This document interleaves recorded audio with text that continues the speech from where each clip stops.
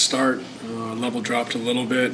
They got going on some transition breakdowns. They started getting three balls going and some offensive rebounds, some 50-50s, and got a little separation before the half.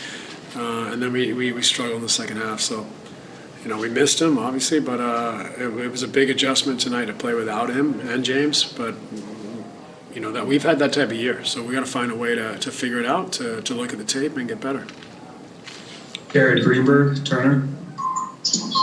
Coach, as you just alluded to, you suffered numerous injuries throughout the course of the year.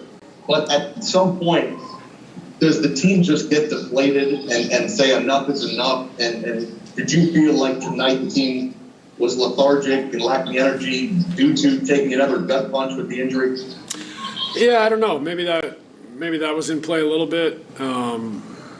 We didn't execute very well, and I think that was the gut punch. We had a hard time, executing offensively. We had some defensive breakdowns, like I mentioned, that uncharacteristically for this series, we gave them opportunities in transition or not matching up and giving up three-pointers. So maybe that was some of it. More so than the injuries, just we were struggling a little bit and couldn't kind of get our mojo going. So, but yeah, it's never going to be easy. It's the playoffs. We're going to face adversity. We got to allow the adversity to make us stronger instead of hanging our heads. Christian Winfield, New York Daily News. Hey, Coach, obviously Curry was on the floor for quite some time and needed help getting out. So just in terms of the severity of the injury, would it be fair to say that it looks like he might not play in the next game, and if he doesn't play, does that then increase Kevin's workload, which is obviously a tricky thing given his injury history this year alone? I have no idea, what's going to happen with Kai in the coming days. We'll cross our fingers and hope that it's better than I don't know, better than what? Better than missing the next game. It is tricky with Kev. We all got to pitch in. We all got to play together. We got to move the ball. And I thought tonight we got a little single-minded, looking for Kevin every time. Puts a little bit too much pressure on him. It makes us a little more predictable, I thought, which puts a lot of burden on him. So we got plenty of guys who have stepped up in absences this year and done very well. And I think we got to rely on each other to play a team game, move the ball. And, of course, we're looking for Kevin as much as we can, but within reason. Within reason, without confining ourselves and being predictable. Brian Lewis, New York Post. Hey, Steve. I'm just curious whether, A, what does this do for Mike James's role? What are you going to need from him going forward? And secondly, if Kyrie is to miss extended time, does that impact James' negotiating to play, pleading to play, whatever? Well, I think, first with Mike, he's going to play. He's played for us since James went down. He's going to play again. But everyone's got to play, all the complimentary guys got to play and be aggressive and confident. And so we're going to need everyone to give it a great effort, especially if Kai can't play. And then James, I think it's an independent case. I don't want James to be rushed back. If he's able to play next game or the game after, that's fantastic. If he's not, I don't want to rush him back. And jeopardize, doing something worse or making this a long-term injury. So we'll see. We'll have to take all these things into account and evaluate them and try to make a smart decision. Joe Varden, The Athletic.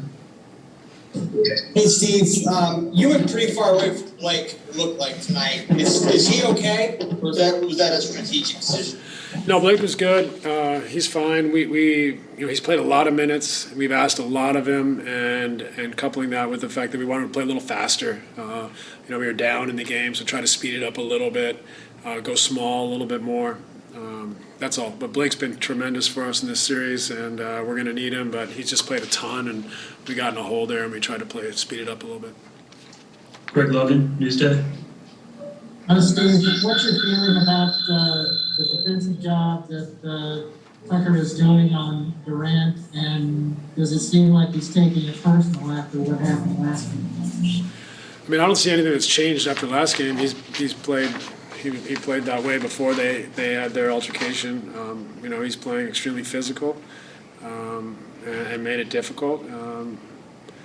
That's his role on their team. I thought it was borderline non-basketball physical at times, but that's the playoffs. You know, you have to adapt and adjust. But something definitely, in a sense, changed from the way the game was played in Brooklyn and here in Milwaukee. But we got to adapt, we got to adjust, we got to try to make it easy. And like I said, everyone's got to be aggressive and play and pitch in and be a part of the offense instead of trying to be predictable and singling Kevin out every time. Alex Schiffer, The Athletic. Hey, Steve, before the game, you didn't know if Jeff was going to be able to go for you, and he ended up giving you 26 minutes. Just what'd you make of him in his first game back, and did he give you more than you were expecting, given you said that you didn't expect to see a ton of minutes from him tonight if he did play? Yeah, you know, he played a lot more minutes than we expected. I think Kyrie going down, you know, we used his versatility to try different things. You know, I'm proud of him for playing. You know, he wasn't supposed to play today, a couple days ago, so for him to kind of, you know, ratchet it up and get out there tonight was great. Unfortunately, it was a tough night, and Kyrie going down so early, and he had to play more. But maybe this will, if it's not too provocative of the injury, you know, this will help him in the subsequent games. Vince Goodrow. Hey, Steve, your experience has been more as a player through some of these topsy-turvy playoff series. I'm just curious, what is your message to them, whether it's about the tone of the series changing or the physical? Like, what is the message, I guess the overall message? Yeah, the message is keep our heads up. You know, it's a series. Now it's a 3-game series. You know, we got to get home, rest up, get our mind and bodies right, and study the film and try to put out our best performance on Tuesday. It's simple. We stay positive. You know, we've had an adverse season. A lot of things have happened. We've remained positive, and that's what got us through the season. So we have to have that same mentality here and find a way to solve some puzzles and persevere. Last question, Stephen Bondi, New York Daily News.